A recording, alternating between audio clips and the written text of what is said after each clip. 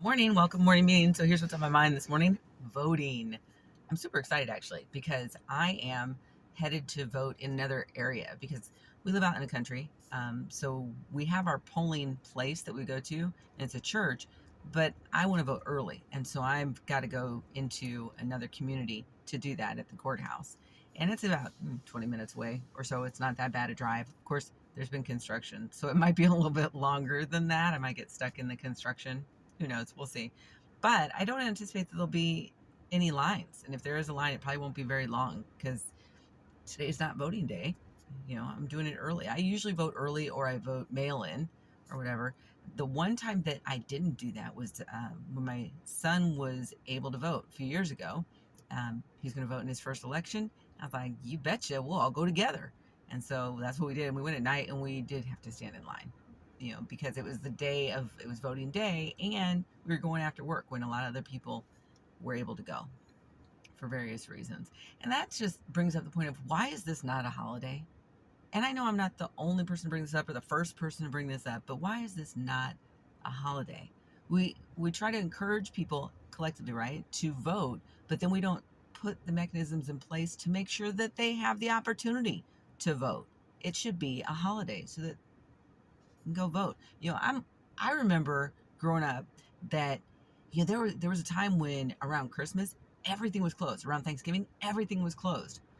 So, my family not particularly religious people, but like Thanksgiving, my mother has a tendency to forget various things, and so Dad gets sent to the store at the last minute. This always happens. It's a reliable thing in our family. It could be butter, it could be anything, right? And I can remember growing up and him having to go and try and find a place that was actually open so he could get it because it was a holiday and everything was closed. That's clearly not the way it is now, you know? So we have some holidays that nobody does anything for except sell crap. And then we have something that is truly important: voting for the people who will represent us in our government. And we don't make that a holiday. That is some stupid ass shit. Did I just say that? Sorry. Okay, that's how I really feel. I think it's stupid. It should be an opportunity for everybody to be able to go out and vote. And if you've never worked the polls, that also is a really interesting and entertaining sometimes experience. I actually had an opportunity to do that when COVID happened. And I was working the polls in a community that's, I don't know, 30, 40 minutes away from where we live. And I got pulled to do it because at the polling places you need to have representation from the parties. So you can't, generally in our area, you're not allowed to have just all Republicans or all Democrats working a polling area. You have to mix it up.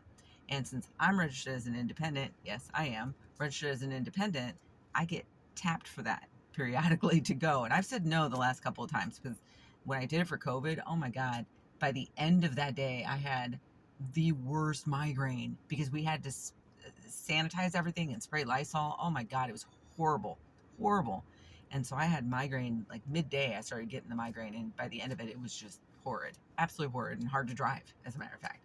So I haven't worked the polls since then, but it was really an interesting experience because people sometimes will come to the polls and be assholes for no other reason than they want to be an asshole. The people working those polls are just working the polls. By the way, they don't make much money. You do get paid, but you don't make a whole lot of money. You have to go through a training, at least where we live. You have to go through a training, and then you get paid.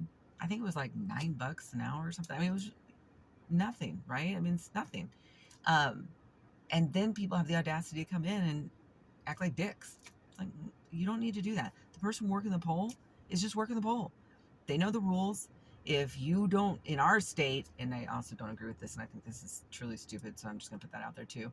We now have to show ID in our state. I live in a state where fraud was never an issue. And when you become someone who works the polls and go through training, you learn all that stuff. So you learn whether or not that's an issue in your state. And it's not an issue in Nebraska. Never has been an issue in Nebraska. Not ever. But people bought into the lies, and now we have this rule that you have to show ID with your photo on it to go vote. Now, the one thing that also went through was that someone, if you don't have the ID, you don't have the funds to get your ID, that has to be paid for you. I'm not sure how all that works, right? But it used to be back in the day, a state ID cost $15. I don't know what that costs now. I have no idea. But bottom line is that gets me annoyed. That one little thing right there gets me super annoyed in my community. I can't believe people bought into that bullshit instead of doing their due diligence and finding out that we don't even have it as an issue in our state. We just don't. And we've been a Republican driven state for as long as I can remember. This is a Republican dominated state. It's why Trump and his people wanted to come here and try and change our rules, because we're not a winner take all state. Maine isn't, and Nebraska's not a winner take all state. And so the legislative district that I'm in has gone to a Democrat twice in the last few years. Twice. And so what happened was there was some redistricting.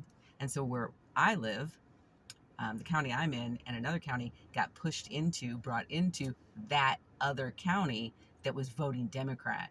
And the hope there was that they were thinking, well, there's so many Republicans or independents in those counties that that'll help deal with that issue. But just to back it up a little more, in this election cycle, the Republicans tried to make our people vote on or push through legislation to change that and make it a winner take all state. And we had one of our representatives stood up and said, no, I'm not doing that this close to the election. And he was Republican. I don't remember who he is, but he's Republican. He's like, no, I'm not doing that this close to the state. Or to the election. I'm not going to do that. And that was a wise choice on his part. It would piss off a lot of people, including myself. Because I tell you what, in a winner take all state, I would feel like my vote really doesn't count. But in a state like this, like Nebraska, where it truly can make a difference, that one vote can actually make a difference, that one electoral vote is what I'm saying, can make a difference. Yeah, makes me feel a lot better. But anyway, so I digress. Go vote. That's my overall message. That's my message this morning. Make sure you get out and you vote. I don't care who you vote for. That's not any of my business. Like I said, not my business.